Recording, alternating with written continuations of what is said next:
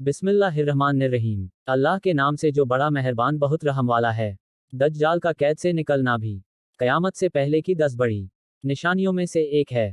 यह अपने साथ बहुत बड़े फितने व शुबहात ले कर आएगा। इसीलिए आप सल्लल्लाहु अलैहि वसल्लम ने इसके बारे में उम्मत को खबरदार किया और डराया और फरमाया, अल्लाह की कसम, कयामत उस वक्त तक कायम नहीं होगी जब तक 30 झूठे न जाहिर हो जाएं। उनमें सबसे आखिरी काना दज्जाल होगा। दज्जाल कौन है? दज्जाल औलादे आदम में से एक शख्स होगा जिसे अल्लाह कुछ ऐसी ताकतें अता करेगा जो उसके सिवा किसी इंसान को हासिल न हुई। उसे मिली ये ताकतें लोगों की आजमाइश के लिए होंगी।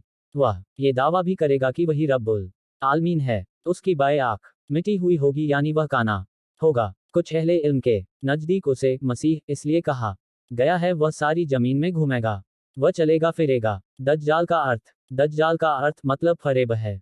अहादीस के मुताबिक उसका काम ज़ल व फ़रेब करना, बहाने बनाना, हकीकत को छिपाना और बड़े बड़े झूठ बोलना होगा। वह लोगों से उस पर ईमान लाने को कहेगा। इसीलिए नबी सल्लल्लाहु ने उसकी पहचान बताते हुए फरमाया, दज्जाल काना है और तुम्हारा रब काना नहीं है। वह हर ऐब से पाक है। बुखारी 7131। दज्जाल की कहानी। इब्ने सय्याद का किस्सा। आप सल्लल्लाहु अलैहि वसल्लम के ज़माने में मदीना में इब्ने सय्याद नाम का एक यहूदी लड़का था। आप सल्लल्लाहु अलैहि वसल्लम को उसके दज्जाल होने के बारे में शक था। इसीलिए एक दफ़ा आप सल्लल्लाहु ने उससे फरमाया, क्या तू गवाही देता है कि मैं मोहम्मद अल्लाह का रसूल हूँ? वह आप की तरफ देखकर बोला, मैं गवाही देता हूँ कि आप उम्मीन अनपढ़ लोगों की तरफ रसूल बनाकर भेजे गए हैं। फिर उसने कहा कि क्या आप सल्लल्लाहु अलैहि वसल्लम गवाही देते हैं कि मैं अल्लाह का रसूल हूँ? आप सल्लल्लाहु अलैहि वसल्लम ने उसकी रिसालत का इनकार किया और फरमाया, मैं अल्लाह पर और उसके रसूलों पर ईमान लाता हूँ। फिर आपने इब्ने सय्याद से पूछा कि तुझे क्या नजर आता है? उसने बताया कि मेरे पास सच्चा और झूठा आता है। तब आप सल्लल्लाहु अलैहि वसल्लम ने उससे फरमाया, मैंने तेरे लिए दिल में एक चीज छिपा रखी है। इब्ने सय्याद ने दुखान कहने की भरपूर कोशिश की, लेकिन यह लफ्ज अदा करने की उसे तौफीक न मिली। वह सिर्फ दुख ही कह सका। आप सल्लल्लाहु अलैहि वसल्लम ने फरमाया, फटकार है तुझ पर, तू अपनी हैसियत से आगे न बढ़ सकेगा। हजरत उमर रजी ने अर्ज किया कि मुझे इजाजत दीजिए कि मैं इसकी गर्दन उड़ा दूं। आप सल्लल्लाहु अलैहि वसल्लम ने फरमाया, इसे छोड़ दो, अगर यही दज्जाल है तो तुम इसे नहीं मार सकोगे, और अगर ये दज्जाल नहीं है तो इसे कत्ल करने से कोई फायदा नहीं है। मुस्लिम 7344। अहमद 11798। इब्ने सय्याद का दज्जाल का पता बताना। अबू सईद खुदरी रजी ताला अन्हु का बयान है कि एक सफ़र में जब इब्ने सय्याद उनके साथ था, उसने कहा, अबू सईद, लोग मेरे बारे में जो बातें करते हैं उस पर मेरा दिल चाहता है कि किसी पेड़ से रस्सी लटका कर खुद को फांसी दे लूं। हो सकता है कि दज्जाल के बारे में आप सल्लल्लाहु अलैहि वसल्लम की हदीस का इल्म किसी और को न हो मगर तुम अंसार से छिपी नहीं है। क्या अल्लाह के रसूल ने यह नहीं फरमाया था कि दज्जाल बांझ होगा, उसके कोई औलाद न होगी, जबकि मैं औलाद वाला हूं और मेरी औलाद मदीना में मौजूद है। दज्जाल मक्का व मदीना में दाखिल न हो सकेगा, जबकि मैं मदीना से आ रहा हूं और मक्का जा रहा हूं। अबू सईद रजी ताला अन्हु कहते हैं कि मैं उसे माजुर मानने ही वाला था कि वह फिर बोला, अल्लाह की कसम, मैं अच्छी तरह जानता हूं कि दज्जाल कहाँ पैदा हुआ और इस वक्त वह कहाँ है, यानी दज्जाल पैदा हो चुका है। अबू सईद रजी ताला अन्हु कहते हैं, मैंने कहा, तुम्हारे लिए हलाकत व बर्बादी हो। मुस्लिम 7350। अहमद 11945। दज्जाल सबसे बड़ा फितना। अल्लाह के रसूल सल्लल्लाहु अलैहि वसल्लम ने फरमाया, एक आदम अलैहिस्सलाम की पैदाइश से लेकर कयामत के दिन तक दज्जाल से बड़ी कोई मुसीबत नहीं। मुस्लिम 7395।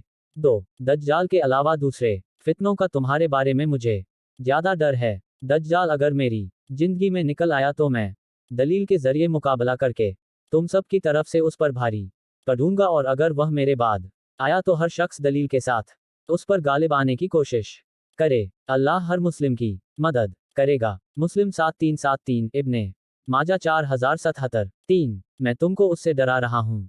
हर नबी ने अपनी कौम को उससे डराया है, लेकिन मैं तुम्हें एक ऐसी बात बताता हूँ जो किसी नबी ने अपनी कौम को नहीं बतलाई।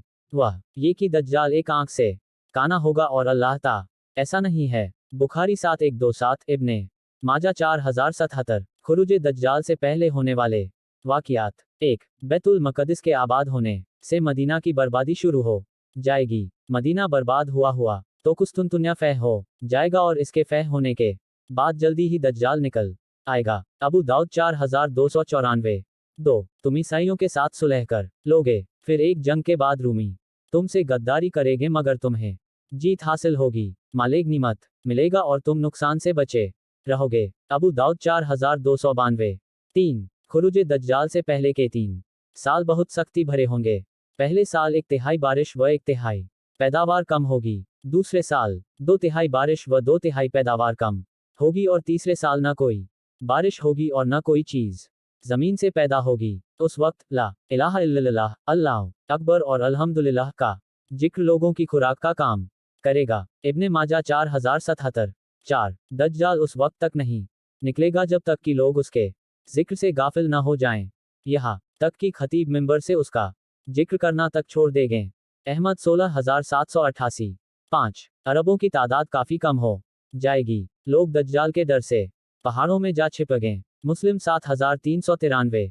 6. खुशहाली का फितना एक ऐसे शख्स के जरिए उठेगा जो खुद को मेरे अहले बैत से बताएगा, हालांकि उसका मुझसे कोई तल्लुक ना होगा। फिर लोग एक ऐसे शख्स को अपना हाकिम बना लेंगे जो इस लायक बिल्कुल न होगा। इसके बाद फितनों का दौर शुरू हो जाएगा। आदमी सुबह को मोमिन होगा और शाम को काफिर हो जाएगा। ऐसे में जल्दी ही दज्जाल जाहिर हो जाएगा। अबू दाऊद 4242।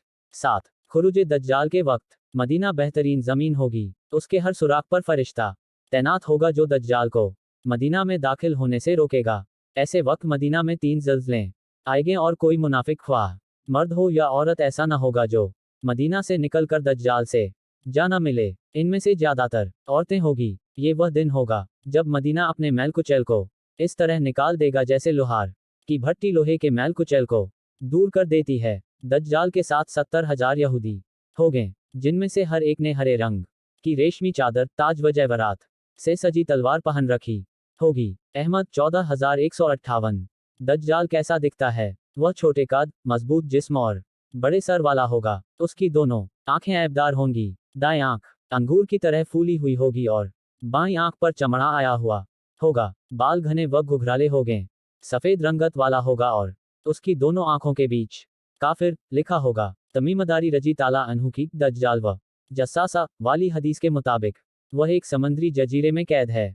आप सल्लल्लाहु के जमाने में मौजूद था। तमीमदारी रजी व उनके साथियों ने उसे जजीरों में जकड़ा हुआ देखा था। कयामत से पहले जब अल्लाह चाहेगा शदीद गुस्सा करने की वजह से उसकी जंजीरें टूट जाएगी और वह कैद से निकल जाएगा। मुस्लिम 7386। इब्ने माजा 4077।